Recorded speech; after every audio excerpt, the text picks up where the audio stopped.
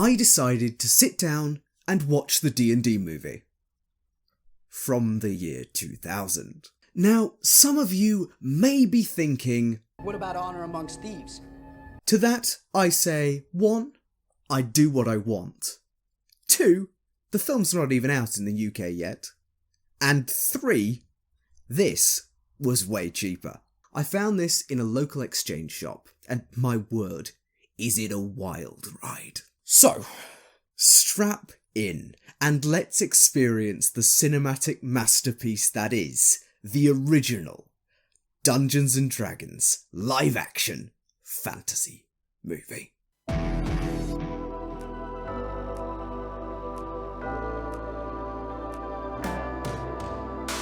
The movie opens well by establishing that we're in the sewers, but evil. Seriously, I counted like 30 skulls littered across floors, tables, even some stairs. And very early on in this film, we are introduced to its crowning achievement. The villains. Our head antagonist, Profion, played by Jeremy Irons, of all people, is a wonderfully hammy diva.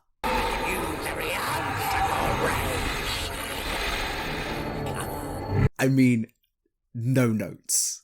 But the greatest thing to come out of this film is the one, the only, Damodar. I am not joking when I say that the 20-minute stretch of this film where Damodar doesn't make an appearance is easily the worst part. And that's even considering that this film did ugly, unmotivated CGI fest final battle showdown way before that was even cool. Seriously, Damodar is the lifeblood of this film. There is so much attention to detail in his costuming, his character design, and the performance that it seriously elevates the film whenever he's on screen. I'm not making this up. Whenever this guy moves on screen, there is a sound of creaking leather. Even, weirdly, when he isn't moving his armour and is just moving his head. And Bruce Payne's delivery is just chef's kiss. Oh, look. I've cut her. What a shame. Speaking of design, this guy has Wolverine claws built into his over-engineered and already clawed gauntlet. He is so extra. And so wonderfully camp. Just look at this interaction between him and Richard O'Brien's character. But be prepared for a lesson in pain. You must be joking. I never joke when mages trespass in my guild! Right? And yes, that was that Richard O'Brien. His role in this film is to serve as the snarky custodian of a tricky maze filled with challenges and puzzles to be solved by one brave contestant. Typecast much? The camp undertones of all of the villainous performances in this film are honestly a joy to behold. Then give me the rod! Undertones. And they almost make you forget that some aspects of this film are bad. But before we get to that, I want to talk about Damodar's lips. So throughout the whole film, even as his face becomes more and more bloody, his head covered in veins, he falls over so many times and even travels across an entire empire. This guy maintains these weird blue lips. Is it a fashion choice? Does he wake up every day, put on his big black sculpted leather armour, and then decide he has time to accessorise? Why does he never change his look? Yes, the blue of his lips kind of offsets the blood-red sides of his face, but he only starts looking like that after this scene. A body horror warning.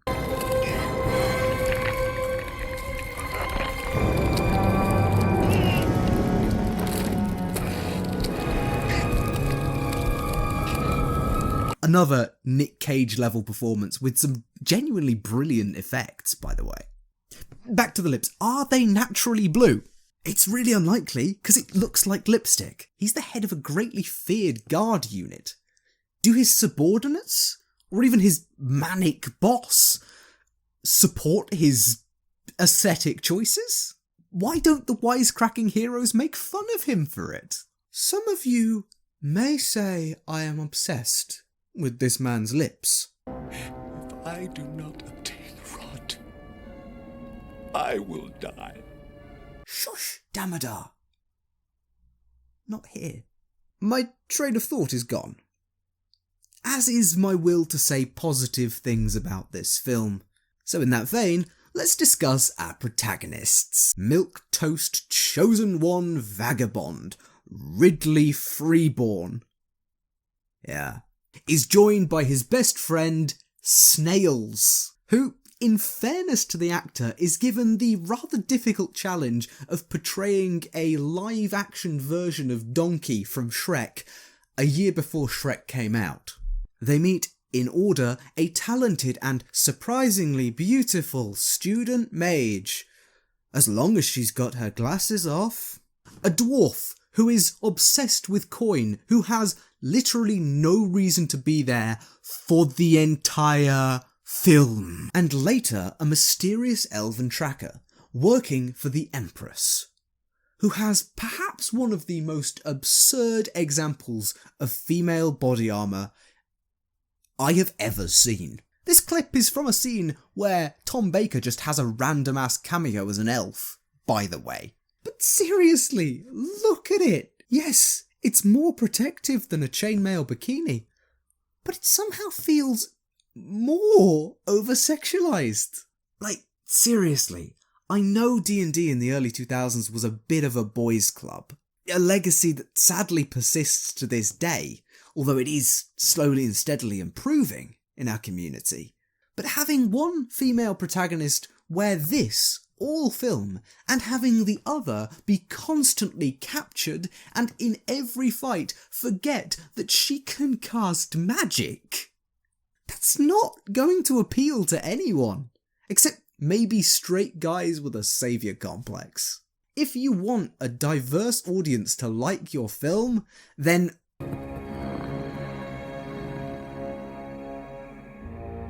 That's a terrible way to do business. I couldn't agree more, unnamed and unnecessary dwarf. Yeah, sadly the film stagnates whenever its protagonists are on the screen, excepting some relatively engaging and snappy political intrigue involving the Empress.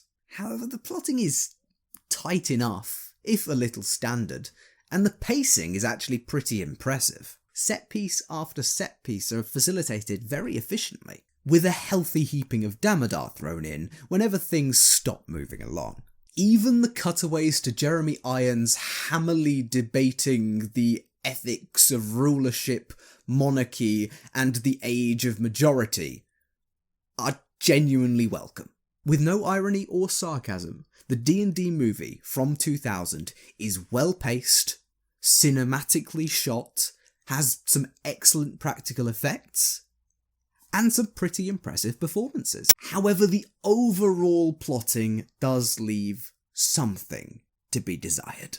I am going to discuss spoilers for this film from the turn of the millennium now, so if you're the type who really doesn't want to see that, then feel free to skip ahead to this timecode. For the rest of you, let me impress upon you how absurd this film's plot is. By complete coincidence, our heroes meet each other, gain control of a magic map that tells them the quest off-screen, before being chased all along their adventure by the nefarious Damodar, who they meet 5 separate times before the final confrontation. At the end of confrontation number 4, Damodar actually straight up kills one of our protagonists. Unfortunately, it's the most engaging and entertaining of the group. And of course, it's the black guy. Stand out!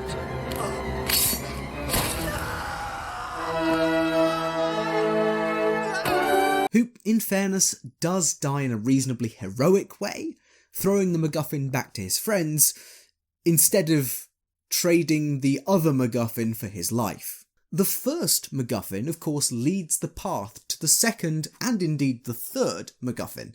The second MacGuffin, of course, necessary for opening the tomb in which the third MacGuffin is contained. And, of course, the third MacGuffin is needed as a direct evil counterpart to the Empress's original MacGuffin, which sparks the whole story of the film. Confused? Fair enough. Although, I will say this, it does have the very distinctive feel of a D&D game where half the things are improvised.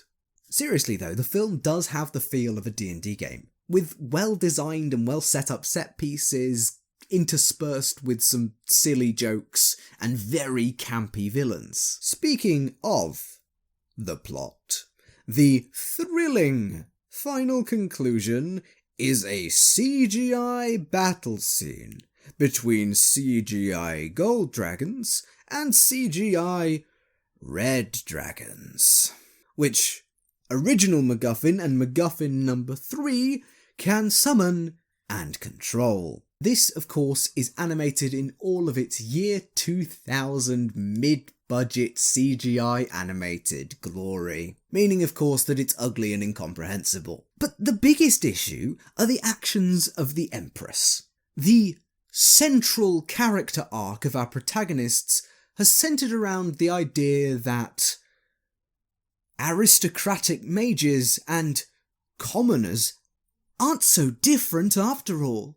A message that apparently the Empress has been preaching for her entire life. Yet, when threatened, finally, with relinquishing her original MacGuffin, she instead decides to use its dread power to control the minds of a bunch of sentient magical beasts and set them on the magical council of her city, bringing dozens of dragons to fight above the city that she is supposed to protect. She doesn't respond with, hey, maybe I actually shouldn't have a scepter that robs sentient magical creatures of their free will and bends them to my will. No, she summons the beasts to the city where she is and attempts to start a war with her council of mages. You can tell that the producers were very excited about their big CGI dragon versus dragon showdown, but this is a very ham-fisted and out-of-character way to bring this about. Nevertheless, the good guys triumph. The Empress turns sane again after her brief Daenerys moment, and Snails is somehow brought back to life following our main Chosen One's discovery of his latent great magical power. Do not question your gift. Your friend awaits you. Okay, movie. In all seriousness, though, this film kinda slaps. The whole thing has a D&D vibe. From our campy villains to our exasperated and slightly wisecracking band of heroes. Hey, look at it. They can take care of themselves. I suggest we lay low, let the whole thing blow over, come back, rob everybody. That's what we're gonna do. That's our plan. It's a fun romp through a brand new D&D setting. It shouldn't win any awards, but some of the direction is genuinely impressive.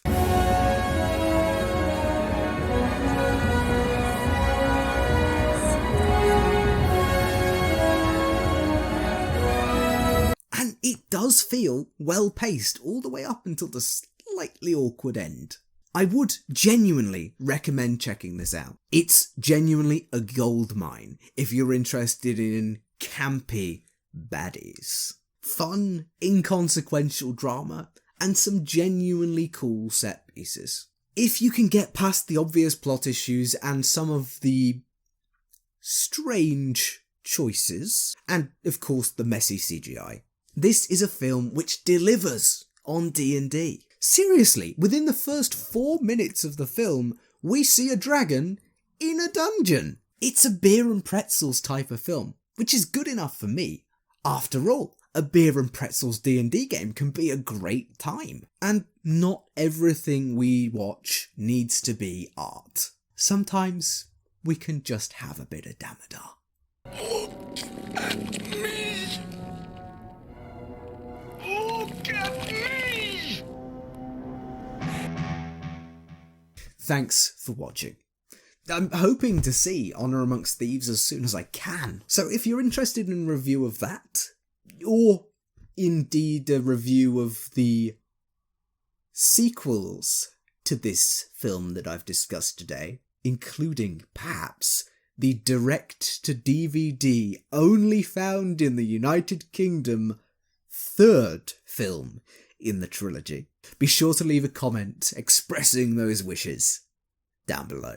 And if you've had a good time, make sure to subscribe. I make videos about all things D&D and tabletop RPG from the perspective of a professional DM and an avid enthusiast. I hope you stick around. With that said, I've been Tom, otherwise known as the Grungeon Master, and I will see you in the next one.